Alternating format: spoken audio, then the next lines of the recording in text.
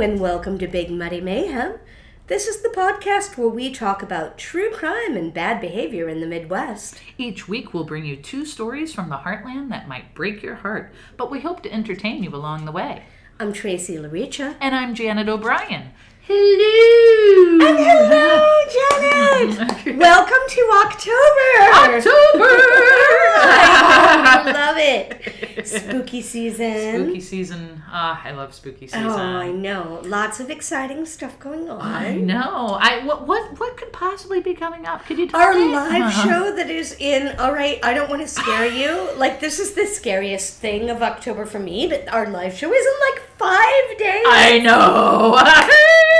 Which means we have a lot to get together. Yep. And we really hope that you'll be able to join us at Third Space. Yes. For our live show on Wednesday, is it? October 9th? Yes. From 6 to 9. From 6 to 9. We aren't going to talk for 3 hours. Don't worry. But we'll have a show, and then there will be cake. Yes, there'll be cake. Because that's the most important of the whole thing. It really is, honestly. When we said we were going to do this, like, my one demand was like, cake. I'll be there, but I want cake. Exactly. And in the month of October, I don't know about you, but I think we've talked about it, and I think we both have, like, kind of spooky stories throughout the month. Right. Which will be fun to do. Exactly, yeah. So come get muddy and get spooky with us. Spooky. And come get muddy live with us. Right. Next week on October 9th at Third Space for our live show. Yay. But we do have stories today. Yes, we do. We have stories today. And I think that I am the one that gets to go first yes, this you time. Are. Oh, and you know what? If we have to pause it in a moment, you want to throw him downstairs? Okay. The kittens, Blue knows that she just goes and lays on her mat when we record, and Cecil is a perfect baby angel that never does anything wrong. But the twins are a little bit more curious, yes. And so Janet just had to banish a cat to the basement. Right, they're really interested in the pumpkin bread that Tracey made me. They are. I got that recipe from Smitten Kitchen. Y'all, if you're doing any fall baking, look up Smitten Kitchen's recipe for pumpkin bread, and it's delicious and not too sweet. No, it's really good. But perfect with coffee or tea. Yep. So now that we're done with our little kitchen corner, we're going to get into the stories. I'm ready to hear your story. And one more second, though. I'm going to go shut that back door because there You don't want to keep beep, beep, beep, beep. Y'all, I live in the city. You can't get away from the sounds in the city. It's not a thing. But Third Space, that's we're just going to keep repeating that. We'll give it at the end, don't worry. And it'll be in the notes as well. Perfect. Fantastic. Okay. So what is your story? The back door is shut, and hopefully you said you were worried that maybe we had a same story? No, I think we're fine. Okay, good. We're good. Do you know the story of Leah Smock? I do not.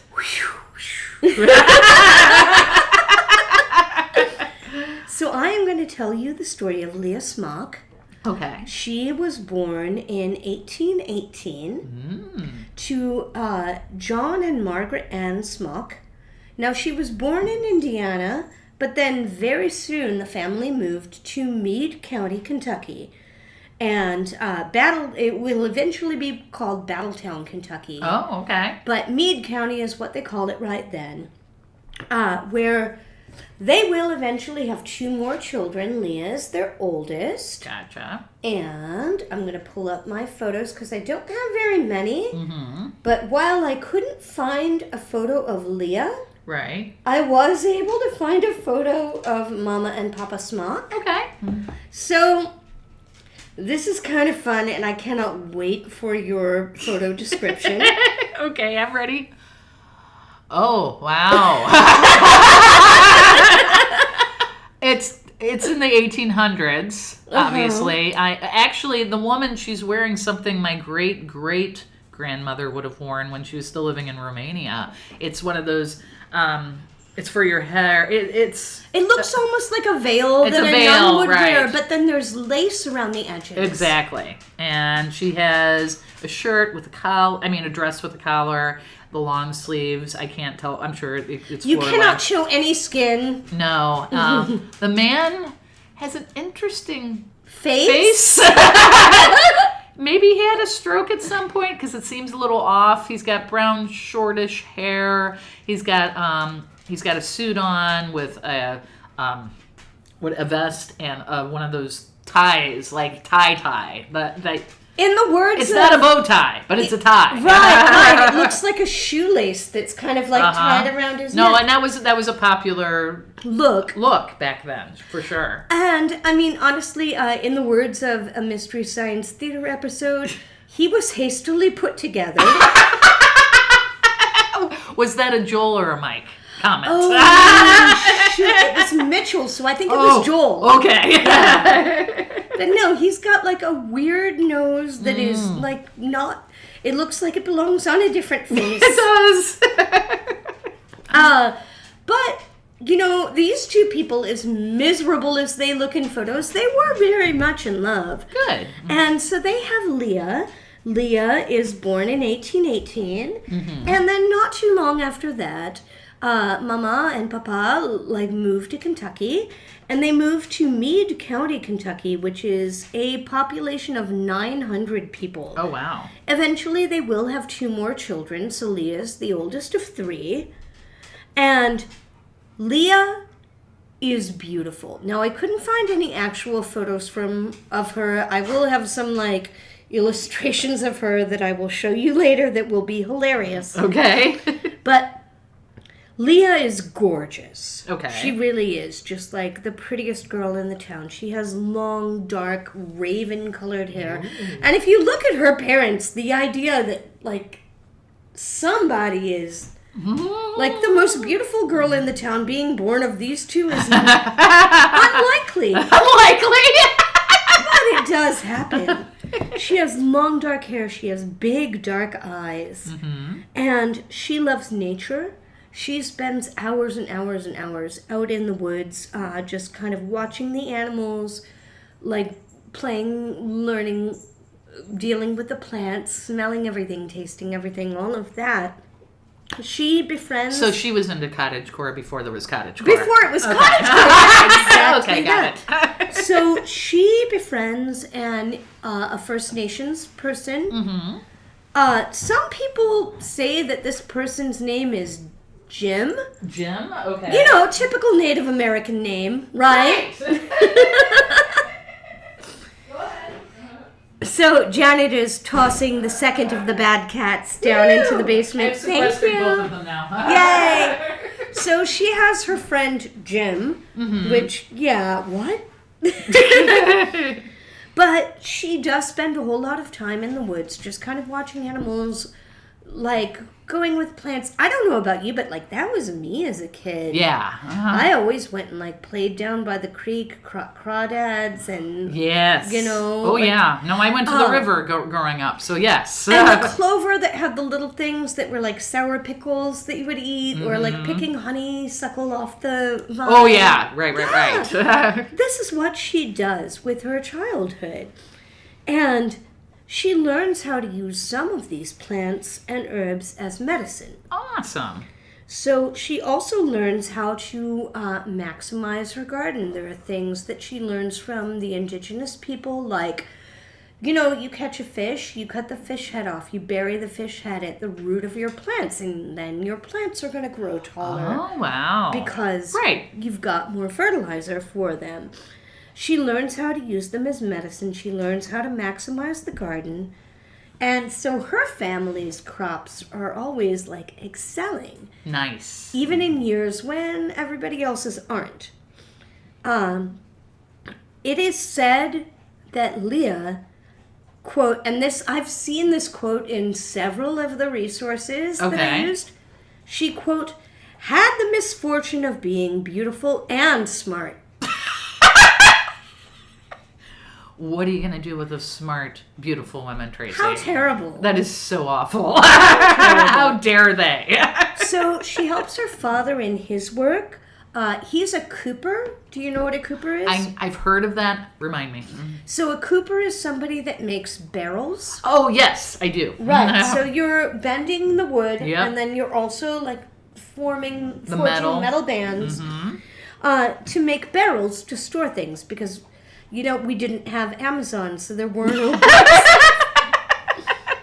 So his barrels, they hold up better, and they are more well-crafted and watertight and stuff than anybody else's barrels. She does also attend school, Leah does, for a little while, but she goes for just like 2 or 3 years.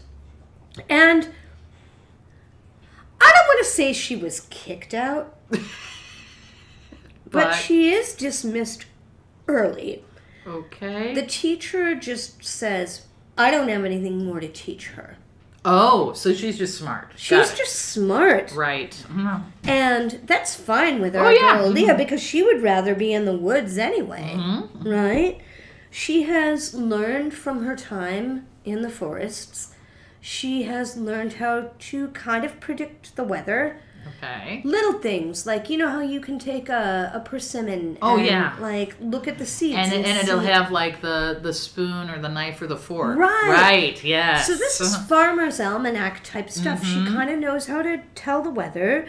She knows how to help her crops grow. She has learned a lot from first people, and in some cases, she has learned how to help treat sick people. Oh, nice. Because she knows so much about the different herbs and plants and things like that, she knows what remedies to give, like how to break a fever, how to treat a rash or a sickness, how to help a wound heal.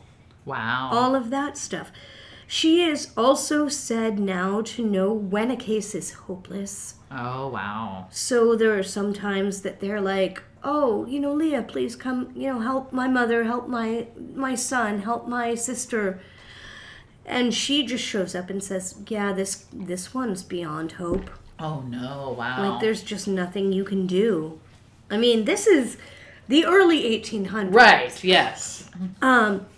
So normally when Leah says somebody is just like a hopeless case, that person tends to die. Got it. Like, not long after. Right.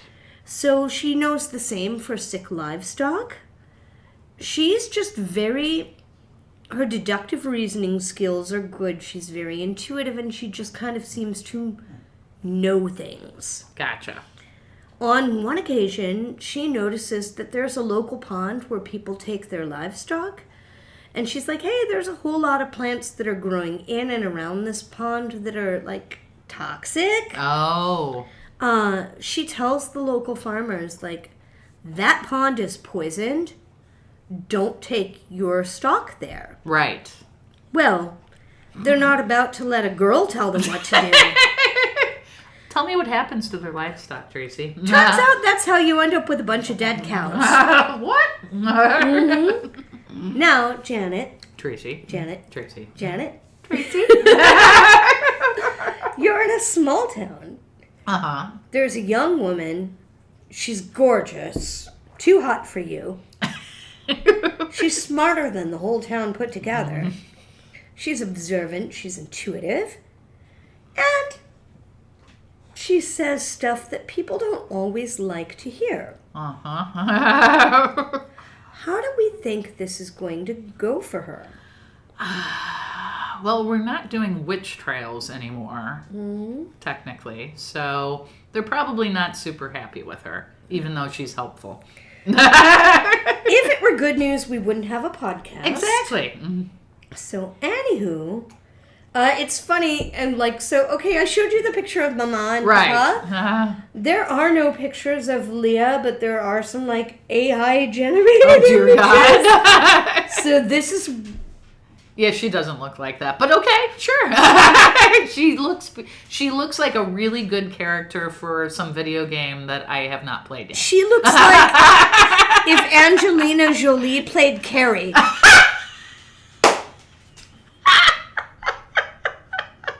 It's true. So this is Leah. Uh-huh. We'll just go with that. We'll just go with that. We'll go with it. 1840 is the year. This is not going to be a fun year for Leah. Oh, no. But she will, in a way, have her hot girl summer. Okay. Oh, no. Sorry. I'm sorry. I'm going to give you a moment.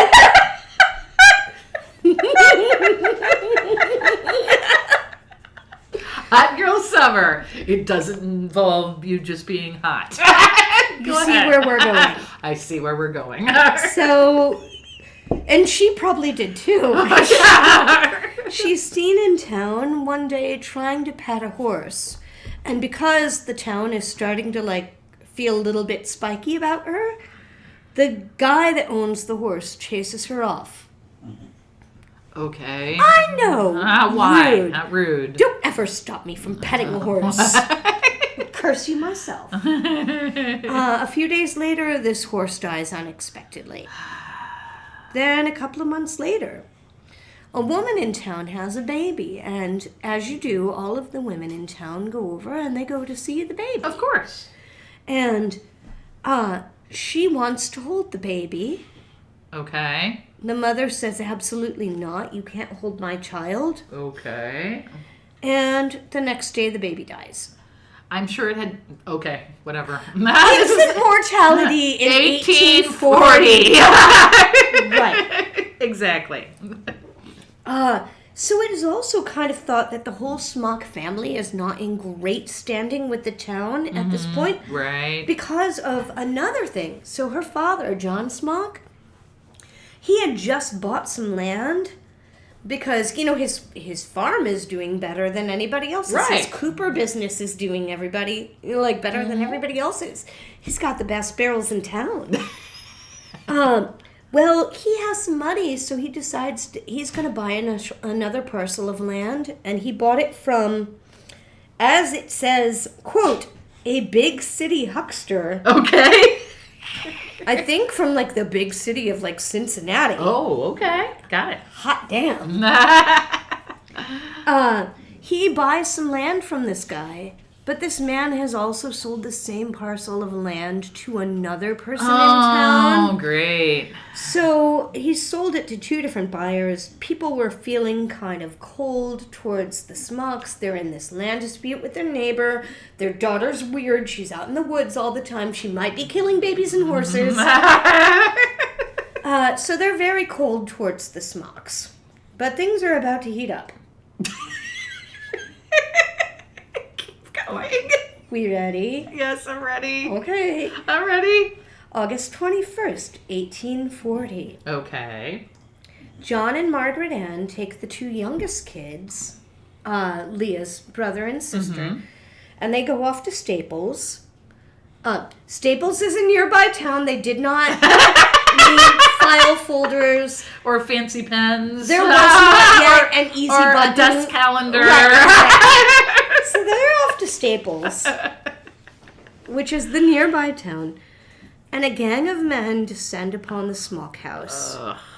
They overpower Leah. They bind her arms and her feet together, and then they tie a rope around her waist. And they use it to drag her, kicking and screaming, out of the family's home and to the next outbuilding, which is the family's smokehouse. Which is what you would use to cure bacon and ham and, preserve your meat for the winter. Well, they shove her inside, and this is about the size of an outhouse. It's about the size of a modern porta potty, y'all. And they put her in, they lock the door from the outside because the door is locked from the outside so the animals couldn't get in and take your ham. Right.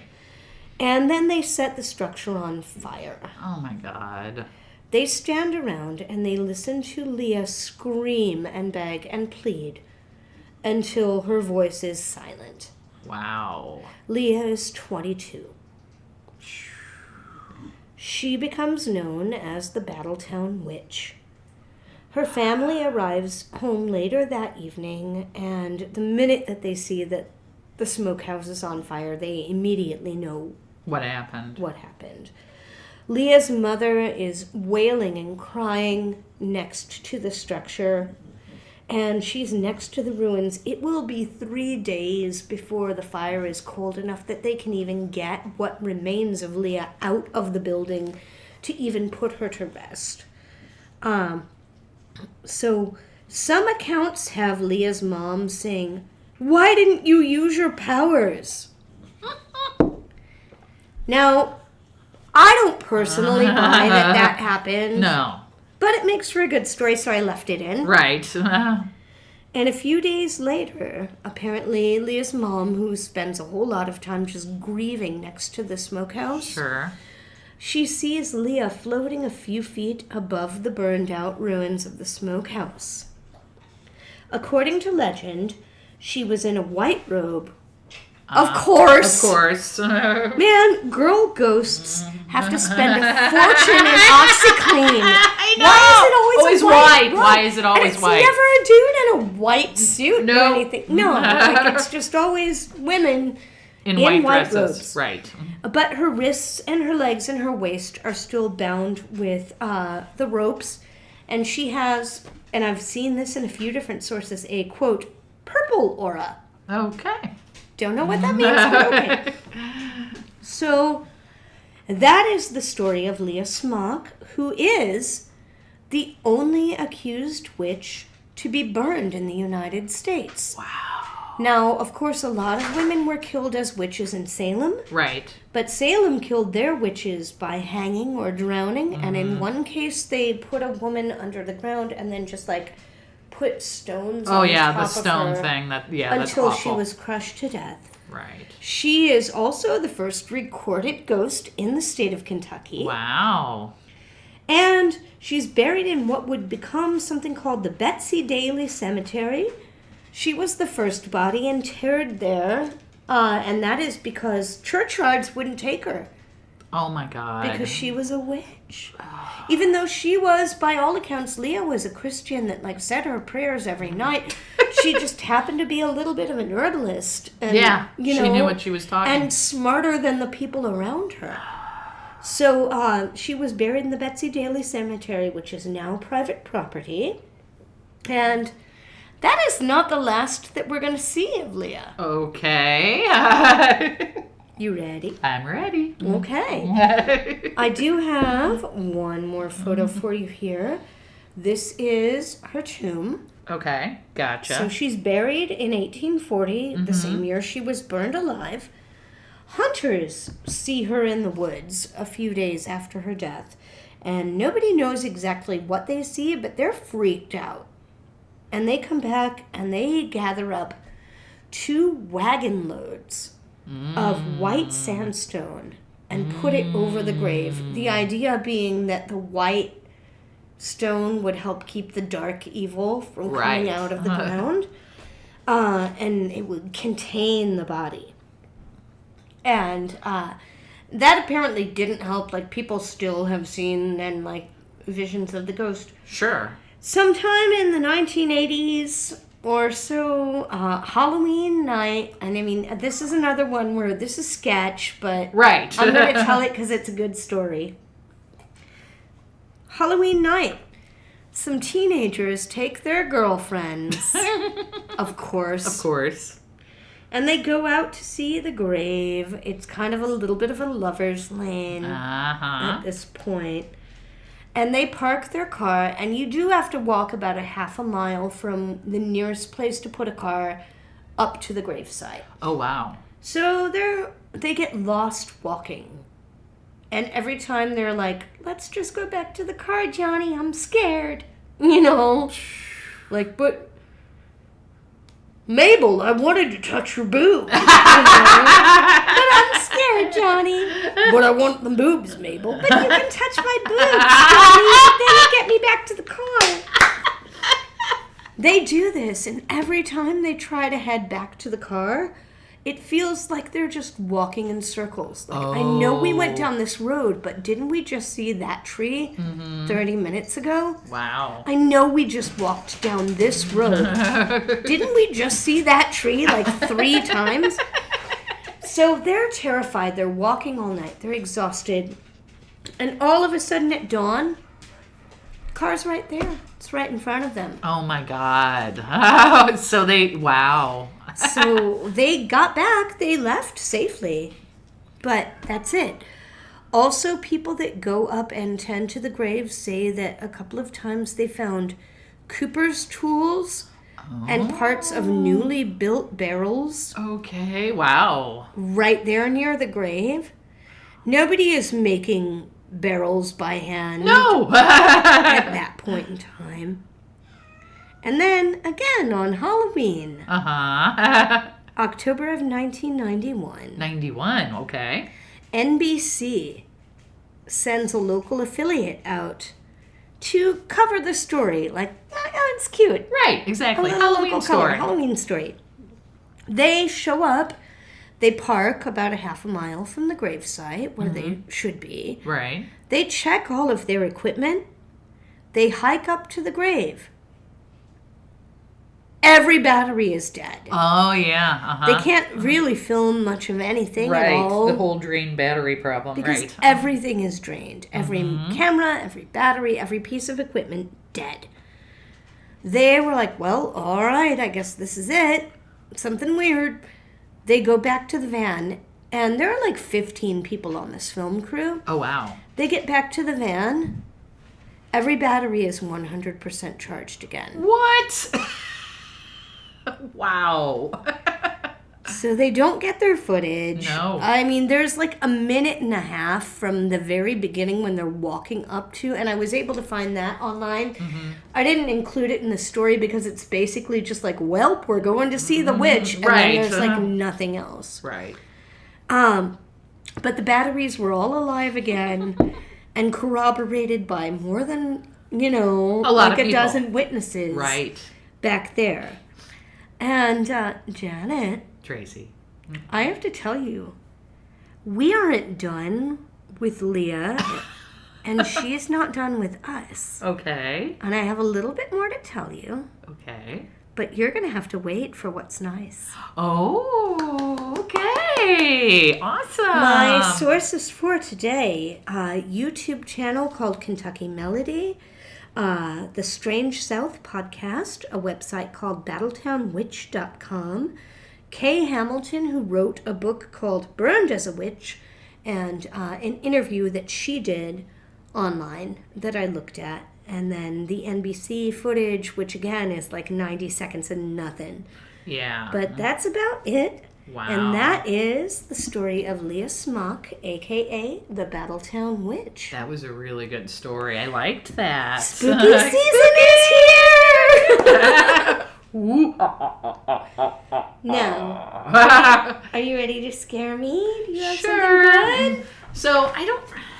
It might not be scary. It's okay. It is, but I think what I want to do is not really tell you what I'm telling you until I get to the part where you're like, oh, it's that.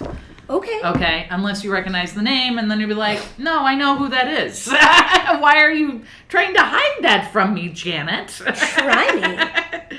So, yeah, hold on one second here because I want to make sure I got it right.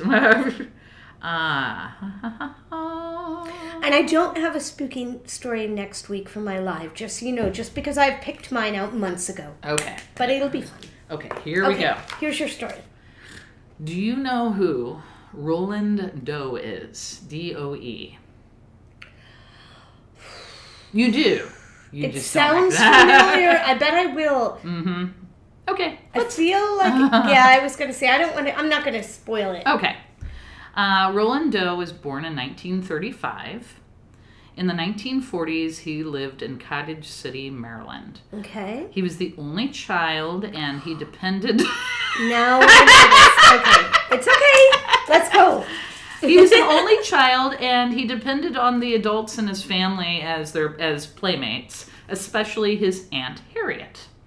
Harriet was a spiritualist because, we're still in that time, 30s, 40s, definitely spiritualist was still popular. And she ended up introducing Roland to the Ouija board. You know I am the biggest skeptic in the world. But I will tell you... You won't do a Ouija board. I don't fuck around with Ouija boards. Right. I do not. I've got a story that I'll tell you off mic sometime. Okay. Or behind our Patreon. But woof. So Aunt Harriet ends up passing away. This really upsets Roland. Because that was favorite his aunt. Yeah, favorite aunt. She passes away. Once she passed away, the family started to experience strange noises and furniture moving on its own, and flying or levitating vases when Roland was near. So it's the activity is stronger when he is around. Absolutely. Okay. Absolutely. His name is Roland. He went by the name Robbie. Okay. She already knows what I'm talking about. I think so. I had to give that part away to her. The family ends up reaching out to their Lutheran pastor, because they were Lutheran. Lutheran pastor, his first name is Luther. Luther Miles Well, isn't Schultz. that a little on the nose? I know! What am I going to do for a living? So Luther Miles Schultz. Luther was interested in parapsychology, and he had the boy spend the night at his house to observe him. Okay. While Robbie was staying at his house, he starts to experience things over the night. Joseph Banks Rhine, who is also a parapsychologist, he starts to hear about this information about things happening around this child. But as he sees it, he believes that the Lutheran pastor, Mike Schultz, he thought he was probably unconsciously exaggerating what was happening around him. Okay. But Schultz ends up advising Robbie's parents to reach out to a Catholic priest. Mm-hmm. The boy went through several exorcisms. Edward Hughes, who is a Roman Catholic priest, conducted one of those exorcisms on Robbie at the Georgetown University Hospital. Mm-hmm. During this exorcism, Robbie ended up slipping his hand out of one of the restraints and grabbing and breaking off a bed spring from under his bed, using it as an impromptu weapon, and ends up slicing into the priest's arm. Mm-hmm. That exorcism stopped. After many failed exorcisms, and there was apparently unexplained scratches that were happening on the boy's body. And you have to wonder, though, all right, real quick. Right. My theory with exorcisms and stuff like that, all right, maybe fine. You're sure, maybe there is something supernatural going on. But otherwise, you have a child who might have some kind of other disorder or, something like that. And then you're restraining them. And they become scratches and cuts, it might be like, geez, Louise. I mean, imagine if you were in the middle of some kind of a psychotic episode. Right. And someone ties you to a bed. You're going to, Wouldn't you fight? Exactly. Wouldn't you fight? Absolutely. Absolutely. So after they started noticing, other scratches on the boy's body. Robbie's mother was a native of St. Louis, Missouri. And she was feeling like maybe we need a change of scenery. Maybe we should go to St. Louis. Sure! It just so happened that one of the things that was scratched into his body was Louis.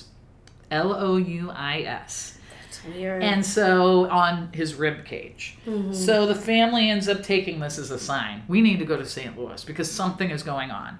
So they end up traveling to St. Louis, and they stay in a relative's home in lovely Belnor, Missouri, which is a little town that's it's in St. Louis County. We have a lot of little towns in St. Louis County. It's like a northern western area of St. Louis. You know I am friends with the person that owns. I know. Hold on.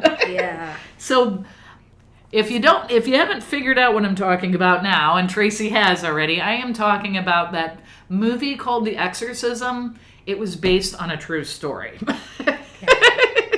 It just so happens that Tracey is friends with the people, with the couple that own the house that family traveled to stay at. They don't mind if you drive by, y'all, but just don't go up and knock on their door. This is a family with like a lovely couple with 2 small children. Right. Don't hassle them. But if you want to drive by and take some pictures or whatever, then they're like, we're used to it. Right. I think I told you, like, one of the times I went by there, they actually had a white sign where they wrote a ghost or it's a ghost. And they put it in the top one of the bedrooms upstairs. So when you drive by, you're like, I saw a ghost. It says it's a ghost. There it is. Yeah. No, and also just 2 of the nicest freaking people that you will ever meet in your entire life to begin with. And their kiddos are both pretty great, too. Nice. So, The Exorcism, everybody should know what that movie is. It freaked a lot of people out, you know. Linda Blair, is that who played? Yes. Yes, Linda Blair played. So, and a bunch of weird little things that happened, kind of like the Hollywood crime scene. Another podcast, if you don't listen to it yet, listen to ours first, you guys. But if you need a second one, Hollywood crime scene is amazing, and they just did a whole big thing on the Poltergeist curse. Nice. And like Dominique Dunn and all of the stuff that happened there. Like, that's a fun Halloween listen too. If you are looking for content, once you have finished listening to each and every episode of Big Muddy Mayhem. Tracey is giving you an assignment. No, you have to finish your Big Muddy Mayhem before you can have any Hollywood crime scene for dessert. But if you're a good boy or girl, or they or them, you know, then go listen to Hollywood crime scene as a treat. Oh. So they end up going to the house in Belnor, and one of Robbie's cousins who lived there decided to contact her professor because Robbie's cousin was going to SLU at the time. Right. And SLU is a Catholic university. Aren't they? They were Jesuit. Yes. Also. Yes. So keepers of the arcane knowledge of the Catholic Church. So they end up contacting one of their professors, and this professor ends up speaking to a William S. Bowdern, an associate of College Church. Both, because mostly priests taught at SLU at that time, both priests visit Robbie, where they noted the bed shakes when Robbie is on it, flying objects, and the boy is speaking in a guttural voice. And then anytime they put anything near religious at all near the boy, it's just aversion to it. Bowdern was granted permission to perform another exorcism. This exorcism, this is what the movie is based off of, basically, is the old Alexian Brothers Hospital in South St. Louis, which later ended up turning into the South City Hospital, which only closed in 2023. So it was still functioning up until last year. Right. Before the ritual, another priest, Walter Halloran, went to the psychiatric wing at the hospital to assist with the exorcism. You need an old priest and a young priest. Exactly. And then they brought in a third priest as well, William Van Roo. During the ritual, apparently evil and hell and other marks appeared on Robbie's body. Robbie's bed apparently shook again during the ceremony, and during the exorcism, Robbie actually broke one of the priest's nose Halloran's. They had to... Oh, I'm sorry. Which, again, if you have a child who is terrified and restraints, like... Right. I'd punch you. Exactly. You know? But apparently after this was the last exorcism of his. Once they had it there, according to the priest, that he just went on and lived a normal life and he was fine. Completely. That's what I've heard. Like, everything you read about the exorcism is that, like, he ends up fine. Exactly. He has kids. He doesn't like to talk about it. Right.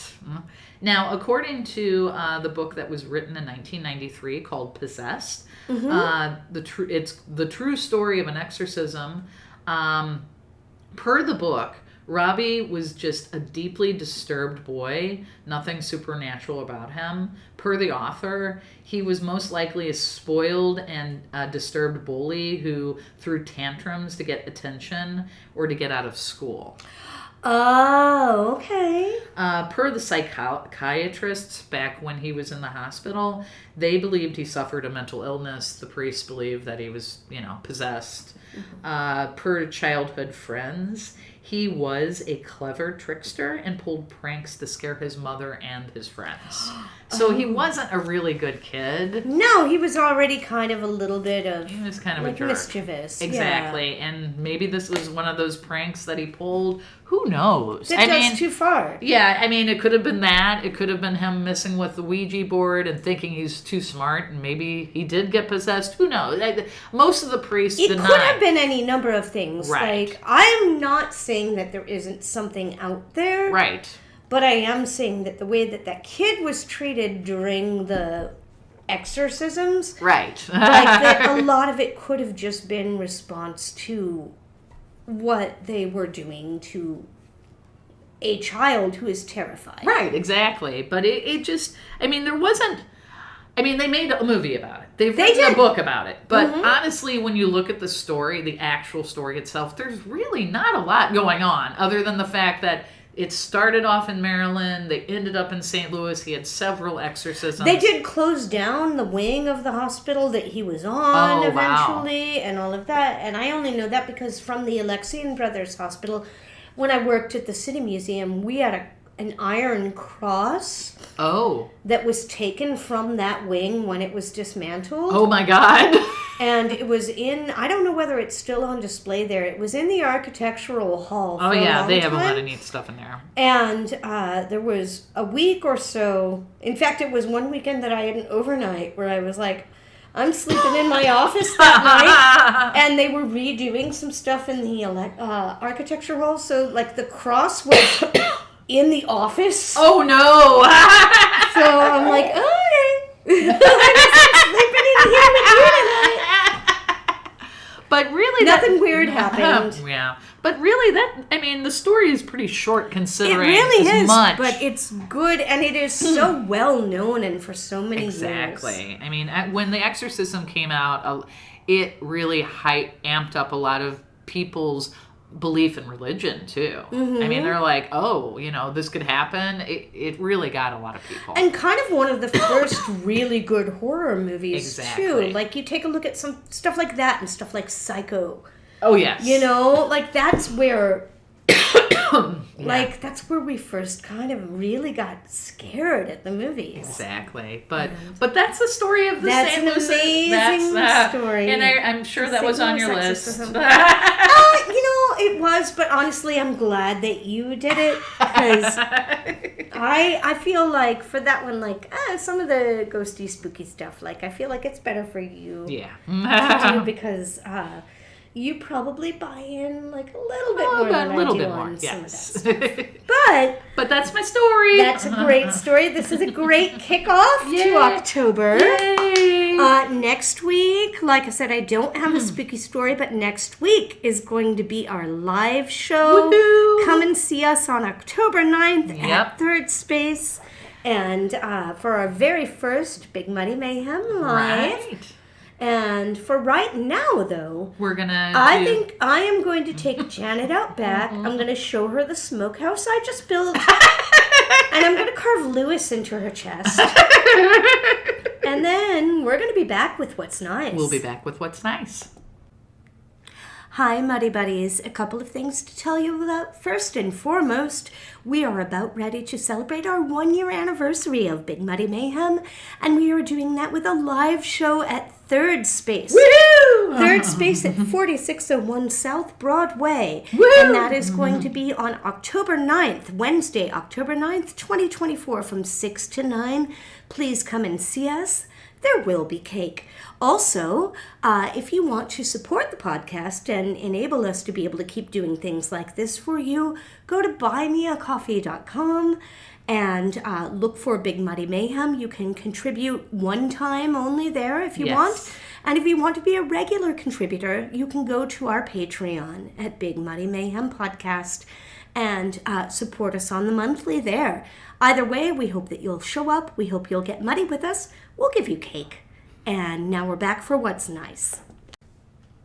Welcome back. Welcome back. And now it's time for What's Nice. It is time for What's Nice. And I think you have the first one. I do have the first What's Nice, and as I said at the end of the story, we aren't done with Leah Smock. Ooh. The nicest thing that I could find, I mean, that's kind of a sad story, and it's not normally one I would do, but I found out that that little tiny town in Battletown, Kentucky, that was 900 people when she lived there. Wow. Well, now it's about 3,500 people. Okay, still a small town. Still a small town, and every year they have something called the Battletown Witch Festival. Oh, wow. It is a festival that is dedicated entirely to Leah. So amazing. Like, she gets her flowers late, but she gets them, right? Right. It's the last Saturday in October, so Oh it my is God. coming up, and I wanted to do it right away. Yes. So that if any of you, want to go to a witch festival. The witch itch, Yeah. you could go and do it. It is all the fun of a street fair, and it is basically a festival that celebrates folklore, herbalism, native healing techniques, witchcraft, spiritualism, etc. Wow. All in the middle of this small town in Kentucky. That is fantastic.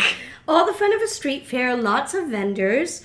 They have live podcasting. Janet, I didn't know until today that they were looking for podcasters that would come and record live from the festival. If I wasn't going out of town, I would be there in a second. It's not until the end of the month. I know. Probably won't be able to do it. I can't go. I'll be out of And town. I'm sure that they've probably already got their folks lined up. I know. Dang. But next time, that's the thing we're looking at. That is the thing, and we also need to start looking and find out where little small town festivals are happening that we could show up and I could do that. bring our talents. So it is kids' activities, vendors, food, music, fun.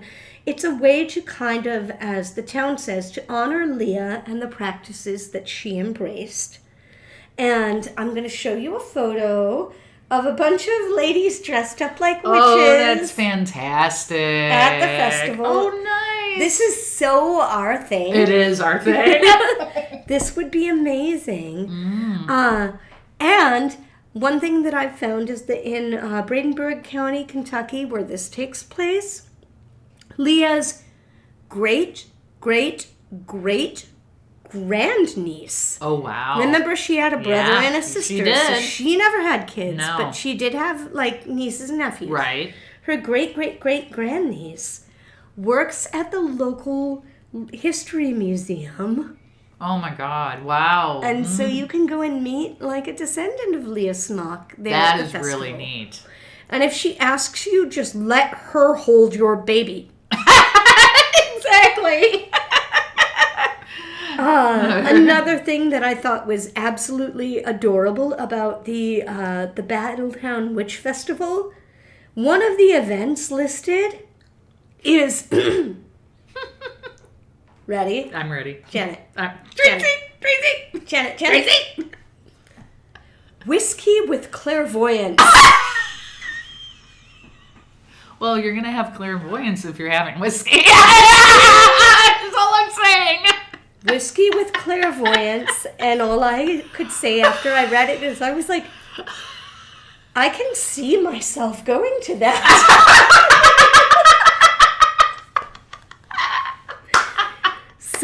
So would Susan, and so would Keith, and so would Hi, Susan. Hi, Keith. See you all at the Whiskey with Clairvoyance. Anyway, so Katie. 1 year from now, last weekend in October, 1 year from now, we will have to revisit the idea of the Battletown Witch Festival. Right. Wow. And going and honoring Leah Smock again. The first and only person to be burned at the stake for witchcraft in the United States. Wow. The first witch of Kentucky, and honestly, just a beautiful and smart person that was trying to help. Right. So the idea that they are celebrating her memory in kind of a positive way is amazing. and something that is still kind of taking place, 120 odd years later, that is amazing to me. That is what's nice. Wow. And my sources for the festival were all listed during the story. Wow. So that's what I've got. Okay, that was amazing. Yeah. So to Leah. So I have a what's nice. You do? And interesting enough, it's a place that I got to visit this morning. Okay. It is called I'm already messing it up because I was looking at another thing. Okay. It is called... How many ghosts are there? No. Probably none. Okay. It's called 612 North. Oh, okay. It's an event space on the landing in downtown St. Louis. Nice. It was built in 1882 and once was owned by Henry Shaw. Okay. The founder... What wasn't, though? Geez. I know. He owned a lot of things. He's the founder of the Missouri Botanical Gardens. And also owned Tower Grove Park for a while and stuff. Good person. Separate story. We'll talk about him another day. Exactly. It's located on the historic Laclede's Landing Cutlery Building. There's 3 spaces there that are unique. Excuse me. So basically, the president and founder of this company, they had a passion for creating just really nice experiences for weddings and events and stuff. Right. And it looks like a really, really neat place. Here's a gallery of some of their pictures. No, I don't want to book a tour. I don't want to book a tour. Are you sure? I mean, it's fine. So if you can kind of scroll lovely. through some Yeah. of those. I'm looking at these, and it is, there are a lot of kind of big, like red brick, and like big arched doorways all the way down the side of, like almost like a chapel. Right. And you can see the arch beautifully, like right out the window. It is like, it's red brick, it's open beam ceiling. It is definitely giving me like kind of old school St. Louis, but dressed up to be like a little bit more modernized and pretty. And right. According to the lady that I was speaking there today, they'll do the food on one of the floors, and then you go upstairs and have the ceremony in the space that everybody came in to have their like hors d'oeuvres or drinks. Then when everybody goes up to the ceremony, they'll come in and arrange the tables for everybody to sit down, so it looks like a totally different space. That is smart because there really is no inelegant way to change things from like where you eat to where your dance floor is going to be. You almost have to have a little place to be like the cocktail hour is over here, and woof. And then I had never heard about magic. This place until earlier this week, and I'm like, oh, this is really, really nice. It just looks like a very nice event space, and they are trying to do things more with corporations where they have like happy hours and stuff like that. But about 80% of their things that they do are weddings and receptions. So I've been a cater waiter before. Actually, that's kind of a lot of fun. It is. You're meeting people on like the best day of their lives. Everybody. So you're just getting to help make things special for someone. Exactly. Yeah. So, but that's my what's nice. I didn't even know. And hopefully no ghosts show up and there's nobody like rocking the bed or like shaking. I don't know if it's that building or the building next door, but it is literally in the same spot, same area as where Kennedy's used to be. Oh, okay. That was a bar that I would go to a lot to watch The Urge. Hi, Steve Ewing. Everybody take an aspirin if you remember this. And lift with your legs and not with your back. Anyway, but that's my what's nice. I'm like, I just learned about this new space. I got to talk about it. Schedule your colonoscopy. Sorry. Get your mammogram. Your body is falling apart. You might need your prostate checked. If you remember The Urge at Kennedy's. And they're still playing. Oh, I know. That's great. No, they're doing... God, no, you see pictures of Steve Ewing. I'm like, he looks younger than we are. Exactly. I'm like, is he just getting younger? No, he works out. He has a fabulous portrait in the attic. So that's my what's nice. Yay! No, that is what's nice, and it does sound like a beautiful place, and it does look like a pretty place, right? And a nice place to have private events. Although the nicest place to have private events is at Third Space, where we will be on Wednesday for our first Big Muddy Live. We really hope that you'll be able to come and join us, and otherwise, Janet and I are just going to eat so much cake. Please come eat some of this cake. And the thing is that, honestly, everyone, this will be the last time that you're going to hear us harp about a certain event next week. It's true. Once it's done, then we're going to get back to our normal but we're still in spooky season. Asking you to subscribe and listen and all of that. Exactly. Although, hey, the live show is our big thing right now. Yes. But if you are listening right now and you've got a couple extra moments, please, wherever you're listening, if it's YouTube, Spotify, iTunes, Pocket Casts, whatever, take 5 minutes and give us a good little 5-star review and maybe leave a note or something, because that is what is going to help us to grow our listenership. Absolutely. And man, we've been doing this. We're going to keep doing it. We like it. We really like it. But it would be better and easier, and we could do it for more people if you would help us out a little bit. Wink, nudge, nudge. All right. Well, now that we're done begging for you to love us, there's only one more thing that I think we need to talk about this week. And Janet, do you know what that might be? Is it Stay Midwest Nice? It's to stay Midwest nice. See you next week, St. Louis.